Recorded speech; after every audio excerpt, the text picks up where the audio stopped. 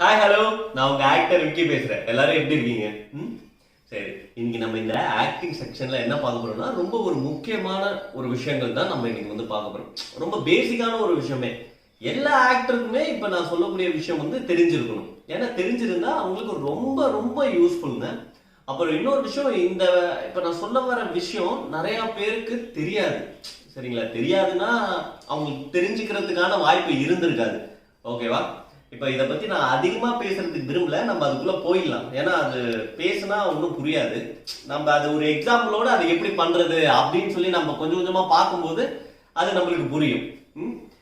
Okay, இப்ப நம்ம போலாம்.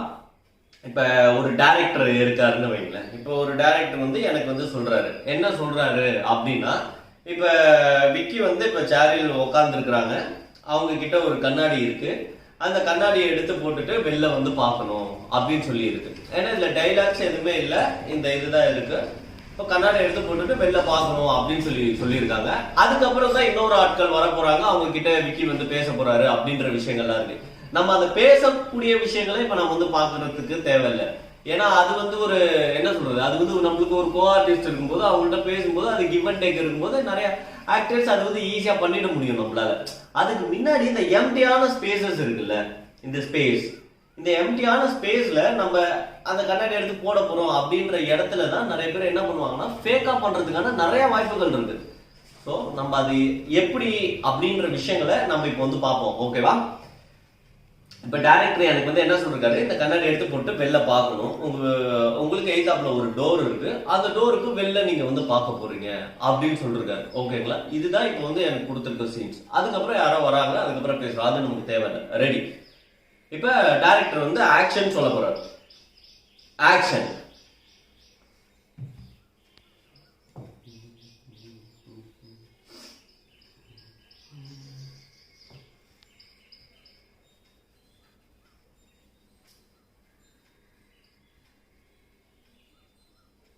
ஹாய். ஓகேங்களா? இப்ப நான் பண்ணது வந்து ரொம்ப ரொம்ப என்ன சொல்றது, ஒரு ஃபேக்கா பண்ணது. நான் இப்ப பண்ணதுல அது வந்து உண்மையே இல்லை, ஒரு உண்மையுமே இல்லை. ஏன் உண்மை இல்லை அப்படின்னா, அதுல வந்து எந்த ஒரு காரணமும் இல்லை, ரீசனுமே இல்லை. நான் வந்து ரொம்ப எம்டியா பண்ணேன். அந்த கண்ணாடி எடுத்து நான் போட்டது ஃபர்ஸ்ட் என்ன பண்ண, அந்த கண்ணாடி எடுத்ததுக்கான எனக்கு காரணம் கிடையாது. அதுக்கப்புறம் அதை போட்டுட்டு வெளில பார்த்தேன். வெளில ஏன் பாக்குறேன்றதுக்கான காரணம் கிடையாது எனக்கு. நான் எல்லாமே டைரக்டர் சொன்னாருன்றனால பார்த்தேன். அது முடிஞ்சதுக்கு அப்புறம் நாங்க வந்து ஹாய் அப்படின்னு வந்து சொல்லிட்டேன். சரிங்களா? இப்படி நிறைய பேர் பண்ணுவாங்க. ஸோ அப்படி பண்ணவே கூடாது. இப்ப இதை நம்ம வந்து ஒரு ரீசனோட பார்ப்போம். ஓகேவா? இப்ப நான் இன்னொரு தடவை பண்றேன், அது எப்படி இருக்குன்றத பாருங்க நீங்களே. ஓகேவா? அதுக்கப்புறம் இன்னொரு முக்கியமான விஷயம் சொல்லணும்னு நினைச்சேன். இப்ப டைரக்டர் வந்து உங்கள்கிட்ட வந்து சொல்றாரு, இந்த கண்ணாடி இருக்கு, இந்த கண்ணாடி எடுத்துட்டு போட்டுட்டு வெளில பாருங்க அப்படின்னு சொல்றாரு அப்படின்னா, நீங்க டைரக்டர்கிட்ட கூட சஜஷன் கேட்கலாம். இல்ல சார், நான் இப்ப ஏன் இந்த கண்ணாடியை எடுத்து போடணும், எதுக்காக இப்ப நான் இந்த கண்ணாடி எடுத்து போடணும் அப்படின்றத நீங்க டைரக்டர்கிட்ட கேட்கலாம். வெளில பார்க்கும்போது நான் எதை பாக்குறேன் அப்படின்றத நீங்க டைரக்டர்கிட்ட கேட்கலாம். நிறைய பேர் ஆனா டைரக்டர்கிட்ட கேட்கறதுக்கு பயப்படுவாங்க, இல்ல என்ன சொல்லுவாங்களோ அப்படின்ற ஒரு பயமும் இருக்கும். இருந்தாலும் நீங்க கேளுங்க, அதை பத்தி ஒன்றும் பிரச்சனை இல்லை. ஏன்னா காரணம் இல்லாம பண்றது அது ஒரு ஆக்டை கில் பண்ற மாதிரி என்ன பொறுத்த முடியும். ஓகேவா? இப்ப நம்ம இதை வந்து ஒரு ரீசனோட பார்ப்போம். அப்படி டைரக்டர் அந்த ரீசனை சொல்லனால நீங்களே ஒரு ரீசனை வந்து கிரியேட் பண்ணிக்கோங்க. ஓகேவா? கிரியேட் பண்ணி பண்ணுங்க. நம்ம இன்னொரு எக்ஸாம்பிள் இப்ப பார்க்கலாம். ஓகே, இப்ப பாருங்க. இப்ப ஃப்ரேம் விட்டு எக்ஸிட் ஆயிட்டேன். ஓகேவா? இப்ப டைரக்டர் சொன்னது சேம் அதேதான். இப்ப அதை பார்க்கலாம். ஆக்ஷன்.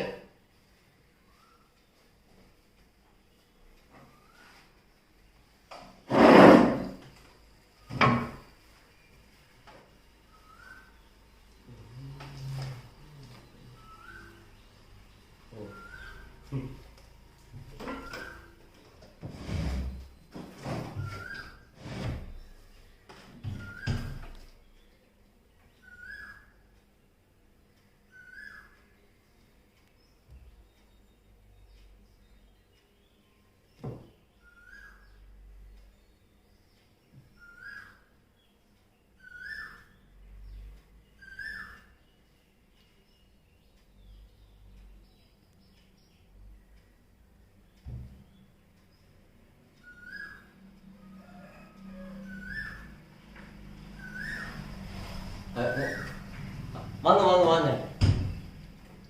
ஓகே, இப்ப இப்ப நம்ம பண்ணும்போது அது எப்படி இருந்தது அப்படின்றத நம்ம பார்ப்போம். நீங்க பார்த்த உங்களுக்கே இது நிறைய பேருக்கு வந்து கன்வே இருக்கும். ஏன்னா நம்ம ஃபர்ஸ்ட் வந்து என்னன்னா, இது எங்க வீட்ல இருக்கிற ஒரு டேபிள், எப்போதும் இருக்கக்கூடிய இது என்னோட டேபிள் இது, ஓகேங்களா? அப்படின்ற ஒரு காரணத்துல நான் இதுக்குள்ள வந்து நான் வந்து வரேன். உள்ள வந்து வரும்போது பார்த்தா இங்க வந்து ஒரு ரெக்கார்ட் நோட் இருக்கு. அந்த ரெக்கார்ட் நோட்ல நான் நேத்திக்கு என்னமோ எழுதுறதுக்காக எழுதுனேன், ஓகேங்களா? ஏதோ ஒரு சம்திங் நோட் பண்றதுக்காக எழுதுனதை நான் இங்கே வச்சுட்டேன். நான் அதை பார்க்கும்போது எனக்கு என் காலேஜ் மெமரிஸ் வருது. என் மேம் தூக்கி போட்டது இது, அந்த மாதிரி விஷயங்கள்லாம் ஞாபகம் வந்தது. அதுக்கப்புறம் அதை எடுத்துட்டு உள்ள வச்சுட்டு பார்க்கும்போது எயித்தாப்ல என்னோட கேர்ள் ஃப்ரெண்ட் வீடு இருந்துச்சு, ஓகேவா? அங்க ஜன்னல்ல பார்த்தா அவள் இருக்கிற மாதிரி தெரிஞ்சது எனக்கு.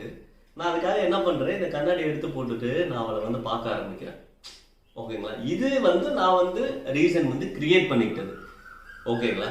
நீங்க டைரக்டருக்குமே இதுக்கான ரீசன்ஸ் வந்து நீங்க வந்து கேட்கலாம்.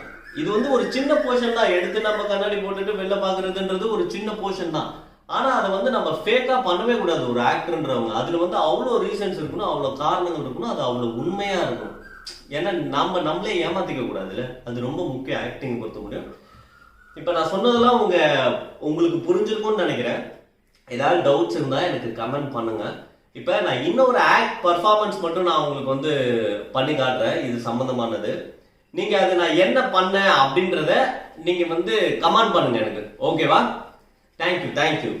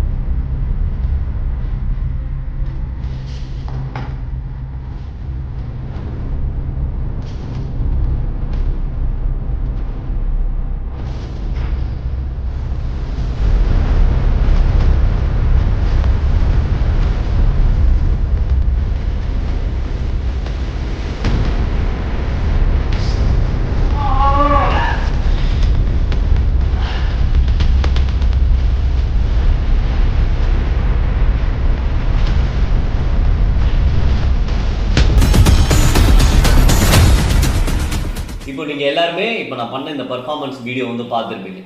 உங்களுக்கு அந்த பர்ஃபார்மன்ஸ் நான் பண்ணதுல உங்களுக்கு என்ன புரிஞ்சுது, நான் என்னால் முடிஞ்ச அளவுக்கு நான் என்னென்ன டீட்டெயில் பண்ண முடியுமோ நான் ஒரு பர்ஃபார்மராக நான் எப்படி பண்ணுவேன்றதை நான் பண்ணேன். உங்களுக்கு என்னென்ன புரிஞ்சுது, அதில் உங்களுக்கு என்னென்ன டீட்டெயில்ஸ்லாம் புரிஞ்சுது அப்படின்றத நீங்கள் எனக்கு வந்து கமெண்ட் பண்ணுங்கள். அது என்ன ஒரு பர்ஃபார்மன்ஸ் ஆக்டாக இருக்கும் அப்படின்றதையும் எனக்கு நீங்கள் வந்து கமெண்ட் பண்ணுங்கள். மற்றபடி உங்களுக்கு வேறு ஏதாச்சும் டவுட்ஸ் இருந்தாலும் அதை பற்றியுமே நீங்கள் வந்து என்கிட்ட வந்து கேட்கலாம். என்னால் முடிஞ்ச அளவு நான் வந்து உங்களுக்கு வந்து கிளாரிஃபை பண்ணுறேன். இல்லை உங்களுக்கு வேறு சம்மந்தமான உங்களுக்கு டிஃபிகல்ட்டாக இருக்குது ஆக்டிங் பண்ணும்போது இது எனக்கு கஷ்டமாக இருக்குது, இது எனக்கு கஷ்டமாக இருக்குன்னு சொல்லி ஒவ்வொருத்தவங்களுக்கும் ஒவ்வொரு விஷயங்கள் இருக்கும். அது என்னன்றதையும் நீங்கள் போட்டிங்கன்னா அது சம்மந்தமான விஷயங்களையுமே நான் வந்து ஒரு வீடியோவாக மேக் பண்ணி நான் போடுறதுக்கு முயற்சி பண்ணுறேன். ஓகேவா? தேங்க்யூ. உங்கள் ஆக்டர் விக்கோ.